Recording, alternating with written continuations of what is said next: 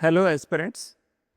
UPSC या state PCS के mains exam में क्वेश्चन के बाद अक्सर कुछ टेल वर्ड्स या डायरेक्टिव वर्ड्स लगे होते हैं और जब हम अपने क्वेश्चन का आंसर लिखते हैं तो वो टेल वर्ड्स अलग अलग देख के हमारे दिमाग में एक कंफ्यूजन होता है कि ये जो डिस्कस लिखा है इसका मतलब क्या है, कमेंट का क्या मतलब है, क्रिटिकली एग्जामिन का क्या मतलब है और केवल एग्जामिन का क्या मतलब है। तो इस तरह के जो टेल वर्ड्स हैं ये बहुत सारे एस्पिरेंट्स को बहुत ज़्यादा कंफ्यूज करते हैं।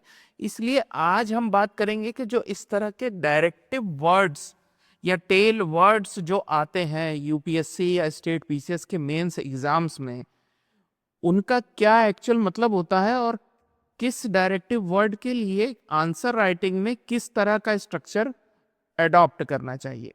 तो चलिए शुरू करते हैं। तो अगर आप डायरेक्टिव वर्ड्स को देखेंगे तो कुछ डायरेक्टिव वर्ड्स जो मेरे पास हैं उसमें देखिए पहला वर्ड है एनालाइज।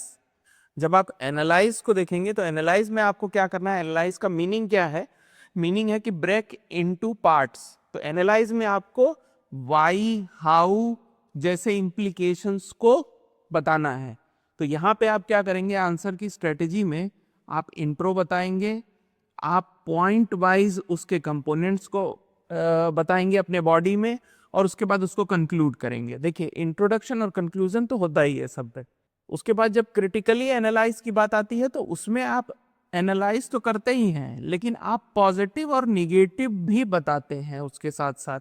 देखिए यहाँ पॉजिटिव निगेटिव नहीं था केवल एनालाइज में, लेकिन क्रिटिकली एनालाइज में पॉजिटिव और निगेटिव भी रहेगा।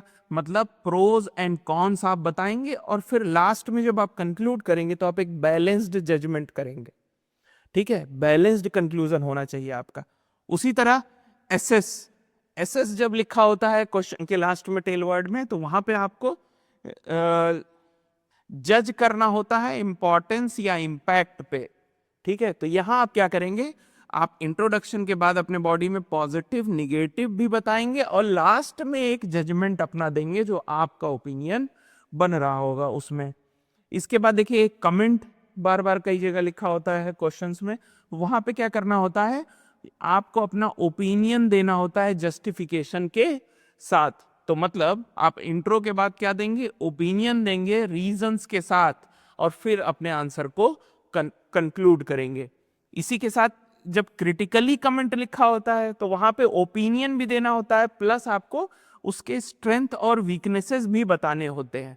तो यहाँ पे आपको क्या देना है, opinion with pros and cons. तो बॉडी में आपके opinion and pros with cons के साथ होना चाहिए, उसके बाद आप कंक्लूड करेंगे। उसी तरह जब डिस्कस आता है तो डिस्कस में क्या करेंगे, आपको अलग अलग डायमेंशंस को कवर करना है बैलेंस्ड व्यू के साथ। एक बैलेंस्ड व्यू के साथ आपको multiple dimensions, multiple pros and cons आपको बताने होंगे। तो ये हो गया डिस्कस का। अब अगला देखते हैं। जब अगला आप देखेंगे तो एग्जामिन आता है। देखिए एग्जामिन में क्या होता है, आपको चेक करना होता है डीपली कॉज एंड इफेक्ट को। ठीक है, तो यहाँ पे आपको क्या करना है, इंट्रो, उसके बाद कॉज और इम्पैक्ट्स को लिखेंगे आप और फिर कंक्लूड करेंगे।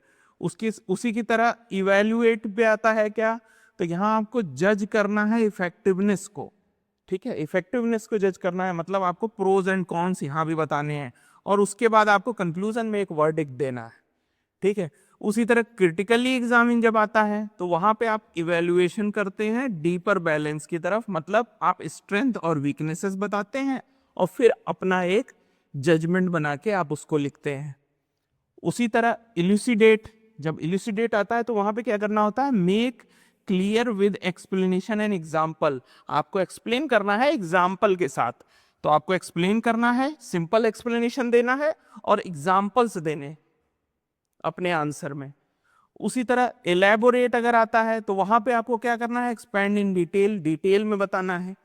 ठीक है, और कंक्लूड करना है, इस तरह से करेंगे आप। फिर इन्यूमरेट अगर आता है तो वहां आप क्या करेंगे, लिस्ट करेंगे पॉइंट वाइज, लेस एक्सप्लेनेशन होना चाहिए, पॉइंट्स होने चाहिए उसमें। तो नंबर्ड पॉइंट वाइज लिस्टिंग होनी चाहिए किसी भी बात की। उस बात जैसे मान लीजिए किसी क्वेश्चन में आपको कई चीजें पता हैं तो आप उसको पॉइंट वाइज लिस्ट कर दीजिए। उसी तरह अगर डिस्टिंग्विश आता है या डिफरेंशिएट आता है तो आप क्या करेंगे, डिफरेंसेस शो करेंगे। ये तो खैर सबको पता होगा कि आपको टेबुलर फॉर्म में या पॉइंट वाइज फॉर्म में कंपैरिजन करना है, दो चीजों को कंपेयर करना है, ठीक है। अब आ जाइए अगले पे, जस्टिफाई एक वर्ड आता है। अगर जस्टिफाई आता है तो आप क्या करेंगे, डिफेंड करेंगे आप उस स्टेटमेंट को, जिस स्टेटमेंट को आपको जस्टिफाई करना है आप उसको जस्टिफाई करेंगे, मतलब उसके डिफेंस में खड़े होंगे। तो आर्गुमेंट्स आप रखेंगे उसके फेवर में, ठीक है, इंट्रोडक्शन के बाद। फिर इलस्ट्रेट अगर आता है तो आप क्या करेंगे, आप एक्सप्लेन करेंगे एग्जाम्पल के साथ, और अगर केस स्टडी मौजूद हो तो वो एग्जाम्पल की जगह। तो आपको कॉन्सेप्ट बताना है और एग्जाम्पल बताना है इसमें। अगर हाईलाइट आता है तो वहां पे आपको क्या करना है, की एस्पेक्ट पे फोकस करना है, मतलब आपको इंपॉर्टेंट पॉइंट्स को फिर से पॉइंट वाइज लिखना है, ठीक है। उसी की तरह अगर आउटलाइन आता है तो आपको ब्रीफ स्ट्रक्चर फ्रेमवर्क को बताना है, यानी कि मेजर पॉइंट्स लिखने हैं और शॉर्ट कंक्लूजन लिखना है लास्ट में। देखिए इंट्रो सब में है, इंट्रोडक्शन से आप नहीं बच सकते।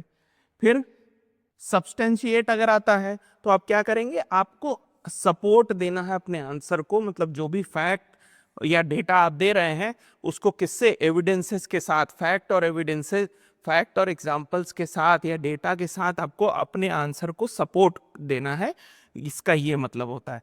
तो ये एक ब्रॉडर पिक्चर मैंने दी, जो आपको जो टेल वर्ड्स आते हैं अमूमन ऑलमोस्ट मैंने सारे कवर कर दिए। तो ये जो टेल वर्ड्स होते हैं ये किस तरह से, किस टेल वर्ड का क्या मतलब होता है, और आंसर राइटिंग स्ट्रेटेजी में किस टेल वर्ड को किस तरह से यूज करना है। बहुत सारी चीजें कॉमन भी होती हैं, सब में नाम अलग होते हैं, और बहुत सारे में चीजें अलग भी होती हैं, जैसे कहाँ पे आपको फेवर में बताना है, कहाँ पे प्रोज एंड कॉन्स दोनों बताने हैं, कहाँ पे प्रोज ही बताने हैं। ये चीजें आपको इससे क्लियर हो जाएंगी। और धीरे धीरे जब आप आंसर राइटिंग प्रैक्टिस करेंगे और इन बातों को ध्यान रखेंगे, शुरुआत में अगर आपको नहीं याद रहता तो आपको ये वाला जो चार्ट है ये समर्पण आईएएस के टेलीग्राम चैनल पर मिल जाएगा। आप इसको प्रिंट निकाल के सामने अपनी डेस्क पे स्टडी जहाँ करते हैं वहाँ लिख रख लीजिए, लगा लीजिए उसको, और उसके बाद आंसर लिखते समय उन चीज़ों को देखिए और उस हिसाब से आंसर को लिखिए। कुछ समय में आपको क्या होगा, ये टेल वर्ड्स के मीनिंग या आपको क्या करना है, ये चीज़ें याद हो जाएंगी आपके दिमाग में। और जब याद हो जाएंगी तो फिर आपको कोई दिक्कत नहीं है, आपको किसी चार्ट की ज़रूरत नहीं है, आप ऑटोमेटिकली वही काम करेंगे। जैसे होता है ना कि एक नया नया ड्राइवर जो होता है उसको ध्यान रखना पड़ता है कि इस तरफ ब्रेक है, इस तरफ एक्सीलेटर है, ये ब्रेक है, ये एक्सीलेटर है। लेकिन जब वो उस हैबिचुअल हो जाता है, प्रैक्टिस उसकी अच्छी हो जाती है, तो उसको याद नहीं रखना पड़ता कि किधर ब्रेक है और किधर एक्सीलेटर है। ऑटोमेटिकली उसके कदम या उसके हाथ उसी पर जाते हैं।